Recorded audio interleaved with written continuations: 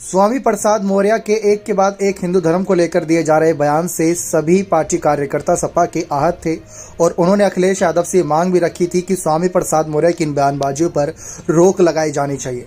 जबकि भारतीय जनता पार्टी का यह कहना था कि वह अखिलेश के दिए हुए पर्चे ही पढ़ रहे हैं, अखिलेश की जुबानी ही बोल रहे हैं, क्योंकि अखिलेश भी यही बातें करते हैं। तब अखिलेश यादव ने इस मामले पर चुप्पी नहीं तोड़ी। मायावती ने भी इस पर कहा कि घिनौनी राजनीति कर रहे हैं और उनको ये राजनीति बंद करनी चाहिए धर्म के नाम पर अक्सर। तो अखिलेश यादव खुलकर बोले क्योंकि उनको पता है कि लोकसभा चुनाव में ब्राह्मणों का वोट भी बहुत जरूरी रहेगा, बहुत बड़ी संख्या में, और सबको साधना जरूरी है, क्योंकि 2-3 समुदाय को साध कर वह लोकसभा चुनाव में प्रचंड जीत हासिल नहीं कर पाएंगे। यही बात मायावती भी जानते हैं, इसी वजह से वह धर्मनिरपेक्ष रहकर बयानबाजी करती हैं।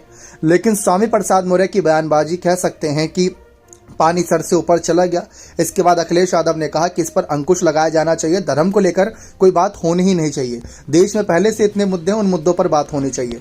तो अब खबरें हैं कि स्वामी प्रसाद मौर्य ने खबरें इस बात को इशारा कर रही थी कि स्वामी प्रसाद मौर्य किसी और पार्टी का हिस्सा बन सकते थे। खासकर बसपा की चर्चा थी, क्योंकि भाई जब समाजवादी पार्टी के नेता ही उनके खिलाफ हैं, सपा के राष्ट्रीय अध्यक्ष उनके खिलाफ हो गए हैं, तो वह क्या ही करते। लेकिन ऐसे में अब खबरें हैं कि हाल ही में जब दिल्ली के जंतर मंतर में पहुंचे मिशन जय भीम के तत्वाधान में, वहां पर उन्होंने संविधान, बेरोजगारी, लोकतंत्र के बातों की। जी हाँ, ये 3-4 बड़े मुद्दे रखे, ना कि धर्म को लेकर बहुत कोई बात कही। जब मीडिया कर्मियों ने उनसे पूछा कि आपने हिंदू धर्म को धोखा बताया था, हिंदू धर्म को लेकर आपने जो बातें कही थी कि आप उस पर अड़िग हैं, तो उनके साथी ने कहा कि आपके पास यही सवाल है। यानी कि स्वामी प्रसाद मौर्य ने अखिलेश के एक फैसले के बाद अपना कहीं ना कहीं माइंडसेट चेंज कर लिया है और वह बेरोजगारी, लोकतंत्र, संविधान बचाओ, देश बचाओ, गरीबी मिटाओ के नारे पर अब फोकस ज़्यादा दे रहे हैं, ना कि धर्म को लेकर।